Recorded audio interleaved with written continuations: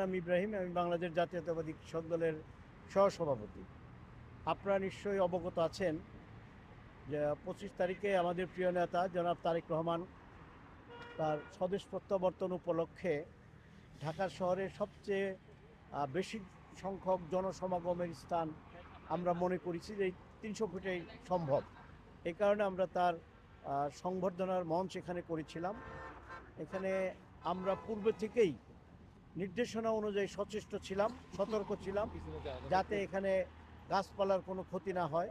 আমরা শতভাগ চেষ্টা করেছি এবং এই গাছপালা রক্ষা করবার জন্যে প্রায় 30,000 স্বেচ্ছাসেবক আমরা নিয়োগ করেছিলাম। তারপরেও সামান্য কিছু ক্ষতি হয়েছে, আমরা অস্বীকার করব না, তবে পরিমাণে খুব কম, যেটা আপনারাও উপলব্ধি করছেন, লক্ষ্য করছেন। তা আমরা মনে করি যে আমরা বাংলাদেশ জাতীয়তাবাদী কৃষক দল এবং অ্যাপ, আমরা এই দুটি সংগঠন এখানে আমাদেরকে দায়িত্ব দেওয়া হয়েছে এই গাছগুলো রিপ্লেসমেন্ট করা এবং পরিচর্যা করার জন্য।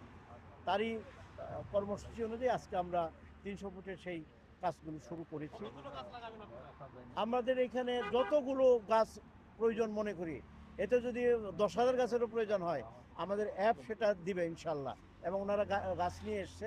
আমরা এখানে শ্রম দিয়ে যেভাবে যা করার দরকার তা করতেছি।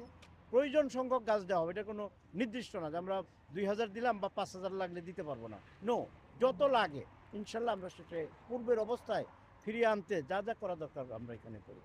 আপনারা আজকে গাছ লাগালেন, গাছ লাগানোর পরে যে গাছের যত্ন নেওয়া, সেগুলো কি আপনারা করবেন নাকি এই গাছ লাগানো শেষ? কমপক্ষে আগামী 3 মাস পর্যন্ত এইটা আমাদের দায়িত্বে থাকবে। আমাদের, আপনারা জানেন, আমাদের প্রত্যেক থানায় ইউনিট আছে, কমিটি আছে। এই থানাটা কি ভাটারা না, খিলক্ষেত থানা। খিলক্ষেত থানা, আমরা খিলক্ষেত থানাকে স্পেশালি এ বিষয়ে দায়িত্ব দিয়েছি। তারা এগুলো দেখাশোনা করবে এবং আমাদের নেতৃবৃন্দরাও এখানে আসবেন, তারা ওইগুলো দেখবেন। আমাদের কৃষক দলের সভাপতি কৃষিবিদ জনাব হাসান জাফির তুহিন এবং জনাব শহীদুল ইসলাম বাবুল সেক্রেটারি, ওনারা নির্বাচনী এলাকায় আছেন, ওনারা মনোনয়ন পেয়েছেন। ওখান থেকেও কিন্তু ওনারা এগুলো বারবার কথা বলে আমাদেরকে নির্দেশনা দিচ্ছেন।